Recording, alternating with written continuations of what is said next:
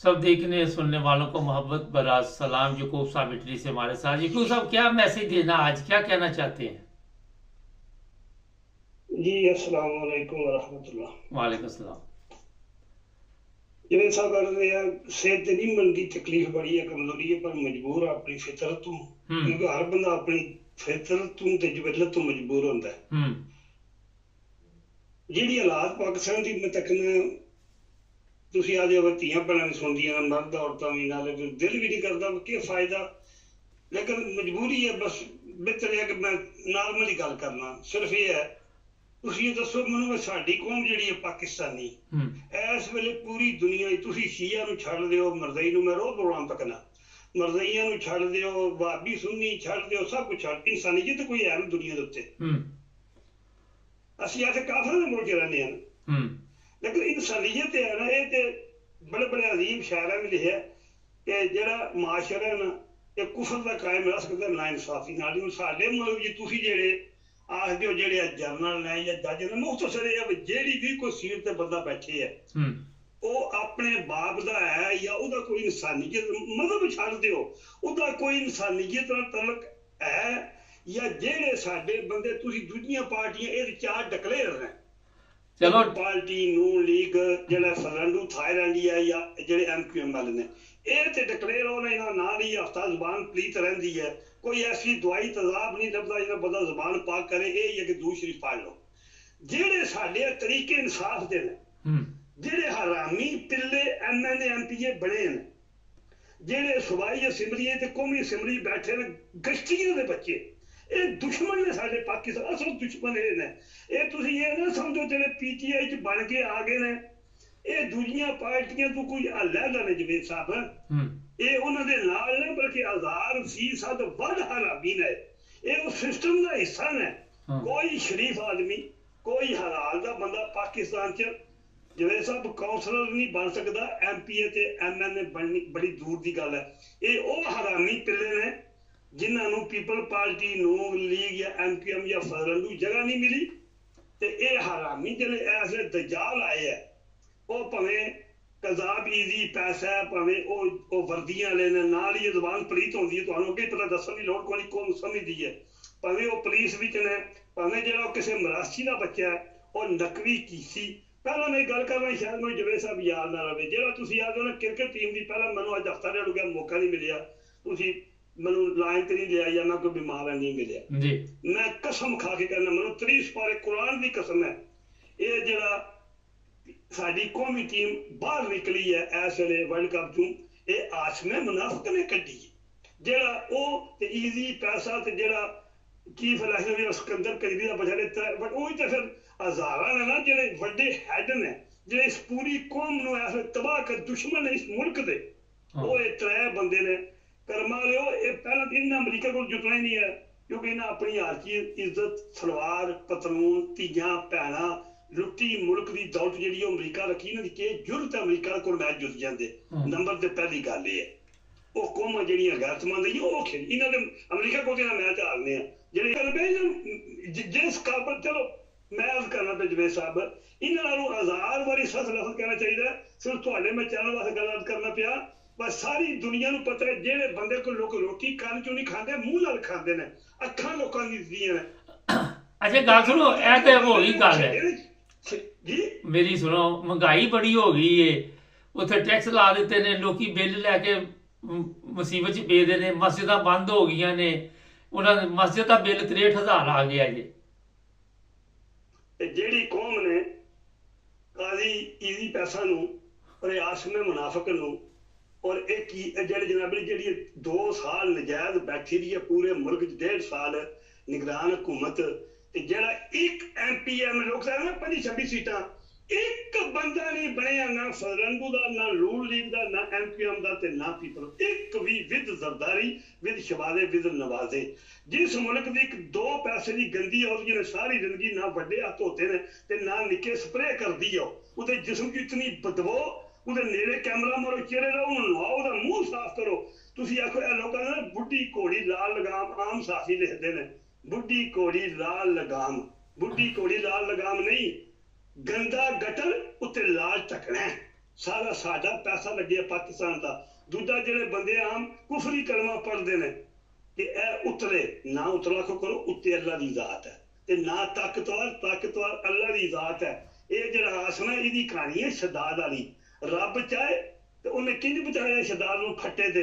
ਇੱਕ ਗਦਾਗਰ ਮੌਲਵੀ ਦਾ ਪੁੱਤਰ ਹੈ, ਗਦਾ ਮੰਗ ਕੇ ਡੇਰੀ ਹਸਨੀ ਭਰਿਆ, ਇਹਦੀ ਸ਼ਕਲ ਨਹੀਂ, ਇਹਦੀ ਸ਼ਕਲ ਤੱਕ ਹੀ ਹਸਤਾ ਉਲਟੀਆਂ ਆਉਂਦੀਆਂ ਨੇ। ਇਹ ਬੰਦਾ ਭਰਤੀ ਨਹੀਂ ਹੋ ਸਕਦਾ, ਇਹ ਵਾਲਦਾਰ ਬਣਨ ਦੇ ਕਾਬਲ ਦਾ ਨਹੀਂ। ਇਹ ਖੁਦਾ ਨੇ ਤੁਹਾਨੂੰ ਅੱਛਾ ਗੱਲ ਸੁਣੋ, ਇਹ ਤਾਂ ਕਈ ਵਾਰੀ ਦੱਸਿਆ ਜਿਹੜੇ ਸਵਾਲ ਨੇ ਉਹ ਤੁਸੀਂ ਕਹਿੰਦੇ ਮਰੀਮ ਕੰਮ ਨਹੀਂ ਕਰ ਰਹੀ, ਉਹ ਤੇ ਵਿਚਾਰੀ ਬਾਰਿਸ਼ ਦੇ ਵਿੱਚ ਹੀ ਬਾਹਰ ਨਿਕਲੀ, ਜਾ ਕੇ ਉਹਨੇ ਸਾਰਾ ਮੁਆਇਨਾ ਕੀਤਾ, ਉਹਦਾ ਤੇ ਵੱਸ ਨਹੀਂ ਸੀ ਚੱਲ ਰਿਹਾ ਕਿ ਉਹ ਪਾਣੀ ਸ਼ਾਣੀ ਉੱਥੇ ਬੰਦ ਕਰੇ, ਤੇ ਤੁਸੀਂ ਕਹਿ ਰਹੇ ਹੋ ਕੰਮ ਨਹੀਂ ਕਰਦੀ। ਇਸ ਕੌਮ ਤੇ ਅਜ਼ਾਬੇ ਲਾਈਏ। ਇਹਦਾ ਨਾਮ ਹੈ ਮਰੀਮ ਨਾ ਲੋਕਰੀ ਨਾ ਕਰੋ, ਖੱਚਰ ਦੀ ਬੱਚੀ ਤੇ ਖੋਤੇ ਦੀ ਬੀਵੀ।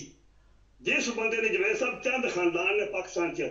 ਮੇਰੇ ਬਜ਼ੁਰਗ ਫਰਮਾਉਂਦੇ ਆ, ਮੇਰਾ ਨਾਨਾ ਗੱਲ ਆਖਦੇ ਆ, ਮੇਰੀ ਮਾਂ ਮੈਨੂੰ ਦੱਸੇ ਆ, ਬਜ਼ੁਰਗਾਂ ਨੇ ਆਖਿਆ ਪੁੱਤਰ ਆਰਾਮਦੇ ਬੰਦੇ ਕੋਲੋਂ ਰਿਸ਼ਤਾ ਲਓ ਨਾ, ਆਰਾਮਦੇ ਨੂੰ ਰਿਸ਼ਤਾ ਚਾਹ ਦਿਓ।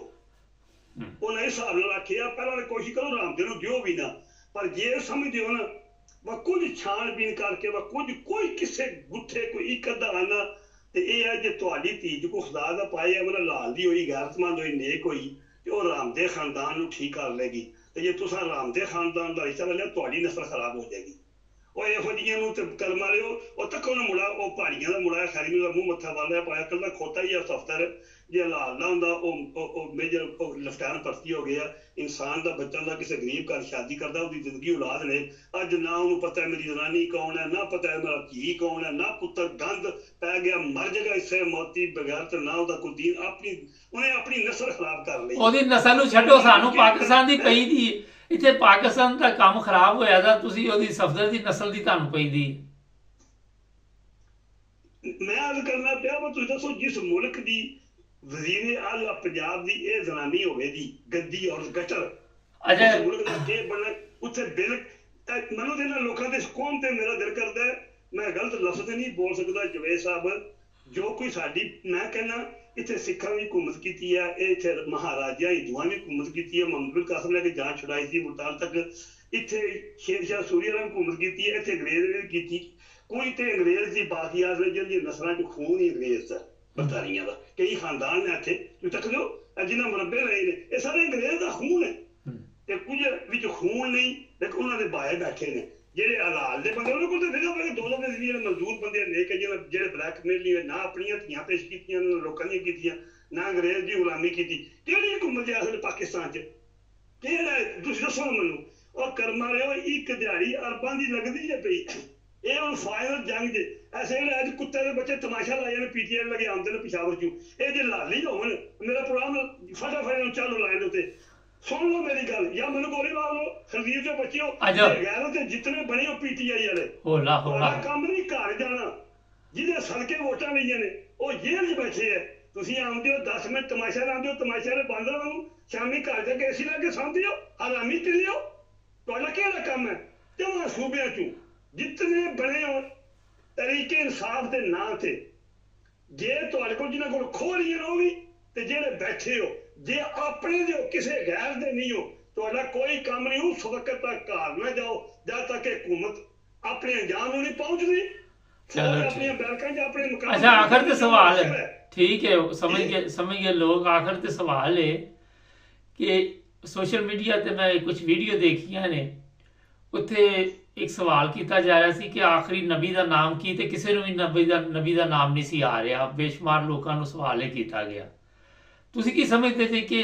ਜਿਹੜੇ ਪਾਕਿਸਤਾਨ 'ਚ ਲੜਕੇ ਲੜਕੀਆਂ ਰਹਿੰਦੇ ਨੇ, ਉਹਨਾਂ ਨੂੰ ਕੋਈ ਇਸਲਾਮ ਦਾ ਇਲਮ ਹੈ? ਉਹ ਅੱਲਾਹ ਤਾਲਾ ਮਾਫੀ ਦੇ ਕਰਮਾਂ ਨੇ। ਜਵੇਦ ਸਾਹਿਬ ਤੁਸੀਂ ਇਸਲਾਮ ਦੀ ਗੱਲ ਕਰਦੇ ਹੋ, ਮੈਂ ਕਸਮ ਪੈਦਾ ਕਰਨ ਵਾਲੀ, ਮੈਂ ਬਿਮਾਰ, ਮੇਰਾ ਕਿਸੇ ਨੇ ਮੈਂ ਅੱਗੇ ਮਰਨੇ ਵਾਲਾ ਹੋਇਆ, ਮੇਰਾ ਦਿਮਾਗ ਨਾ ਫੜ ਗਈ ਜੋ ਕਿ ਮੋਬਾਈਲ 'ਚ ਕਹਾਣੀਆਂ। ਪਰ ਮੈਂ ਹੁਣ ਕਹਾਣੀ ਪੜ੍ਹਨਾ ਪਿਆ ਇੱਕ, ਇਹ ਤੁਹਾਡੇ ਫੋਨ ਆਉਣ ਤੋਂ ਪਹਿਲਾਂ ਕਿ ਇੰਗਲੈਂਡ ਤੋਂ ਬੰਦਾ ਭਰਾਊ ਬੁਲਾਇਆ, ਮਾਂ ਮਰ ਗਈ ਆ ਜਾਂ ਬਿਮਾਰ ਹੈ ਚੌਕੀ ਪਤਾ ਸ਼ਾਮੀ ਕਤਲ ਕਰ ਸੜਿਆ, ਆਪੋ ਇੰਗਲੈਂਡ ਬੈਠੇ, ਅਸੀਂ ਧੱਕੇ ਖਾਣ ਡਏ ਸੱਕੇ ਭਰਾ ਨੇ। ਜੀ ਇਸ ਤਰ੍ਹਾਂ ਹੀ ਹੈ। ਲੇਕਿਨ ਇਹ ਦੱਸੋ ਤੁਸੀਂ ਆਖਰ ਦੇ ਉੱਤੇ ਕਿ ਤੁਸੀਂ ਕਿਉਂ ਨੂੰ ਕੀ ਪਤਾ ਕਰ ਮਾਰਿਓ ਆਰ ਬੰਦਾ। ਮੈਂ ਕਹਿੰਦਾ ਤੁਸੀਂ ਦੱਸੋ ਮੈਨੂੰ, ਜਿਹਦੇ ਕੋਲ ਇੱਕ ਗਦਾਗਰ ਦਾ ਪੁੱਤਰ ਆ ਕੇ ਮੁਲਕ ਤੇ ਕਬਜ਼ਾ ਕਰਕੇ ਬੈਠੇ ਆ, ਇੱਕ ਕਜ਼ਾਬ ਹੈ, ਈਜ਼ੀ ਯਾਰ ਕਿਹੜੀ ਨਾਮ ਦੀ ਹੈ ਉਹ ਪਰ ਉਹ ਤੇ ਜੋ ਵੀ ਉਹਨੂੰ ਛੱਡੋ ਸੂ ਉਹਨੂੰ ਤੇ ਛੱਡੋ ਪਰ ਬਾਕੀ ਦੀ 24 ਕਰੋੜ ਆਵਾਮ ਜਿਹੜੀ ਉਹ ਤੇ ਨਹੀਂ ਕਦਾ ਕਰਦੀ ਔਲਾਦ ਹੈਗੀ ਨਾ ਇਹ ਗਲਾ ਕਰਦੀ ਔਲਾਦ ਹੈ ਜੇ ਇਹ ਗਲਾ ਕਰਦੀ ਔਲਾਦ ਨਾ ਹੋਵੇ ਜੇ ਤੁਹਾਡੇ ਸਾਹਮਣੇ ਉਹ ਕੇ ਨਾਮ ਦਾ ਜਿਹੜੀ ਅਮਰੀਕਾ ਦੀ ਰਾਜ ਜਿੱਥੇ ਪਰਸੋਂ ਜਦੋਂ ਮਾਰਸ਼ਲ ਲੱਗਿਆ ਉਹਦਾ ਨਾਂ ਕਿ ਲੇਵੀਆ ਕਿ ਕੀ ਉਸ ਮੁਲਕ ਦਾ ਨਾਮ ਮੈਂ ਤਾਂ ਨਾਮ ਨਹੀਂ ਯਾਦ ਰਿਹਾ ਅੱਛਾ ਹਾਂ ਠੀਕ ਹੈ ਮੇਰੇ ਵੀ ਜ਼ਿਹਨ ਚੋਂ ਨਿਕਲ ਗਿਆ ਉਹ ਜਿਹਦੇ ਚੀਮਾ ਵਾਰਮੀ ਸਟਾਫ ਨੂੰ ਗ੍ਰਿਫਤਾਰ ਕਰ ਲਿਆ ਉਹਨਾਂ ਦੀ 1.25 ਕਰੋੜ ਆਬਾਦੀ ਹੈ ਤੇ ਉਹਨਾਂ 3 ਘੰਟੇ ਫੜ ਕੇ ਫੌਜ ਨੂੰ ਵਾਲੇ ਜਿਸੋਂ ਨਿਕਲੇ ਹੈ ਤੇ 25 ਕਰੋੜ ਆਵਾਮ ਹੈ ਲਾਨਤ ਇਸ ਕੌਮ ਤੇ ਉਹ 3 ਕਰੋੜ ਬੰਦਾ ਨਹੀਂ ਬਾਹਰ ਨਿਕਲਦੇ ਪਏ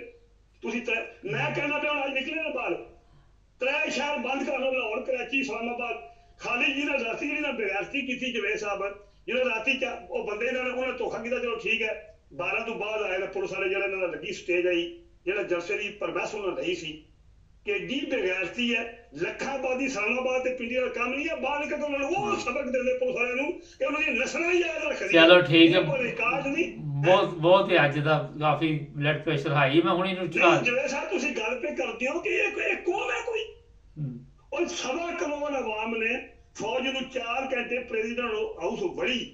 ਤੇ ਯਕੀਨ ਕਰੋ ਉਹਨਾਂ ਕਿ ਉੱਥੋਂ ਫੜ ਕੇ ਨਾ ਕੰਨੂ ਪੁਲਿਸ ਨੇ ਇਹ 25 ਕਰੋੜ ਆਬਾਦੀ ਹੈ ਇਹ ਖਾਲੀ ਘਰ ਬਹਿ ਕੇ ਜਿਨ੍ਹਾਂ ਦੇ ਮੁੰਡੇ ਬਾਹਰ ਗਏ ਨੇ ਉਹ ਆਦੇ ਨੇ ਬਾਹਰੋਂ ਸਾਨੂੰ ਤਨਖਾਹ ਲੱਭ ਜਾਂਦੀ ਉਹ ਬੇਗੈਰਤ ਹੋਏ ਨੇ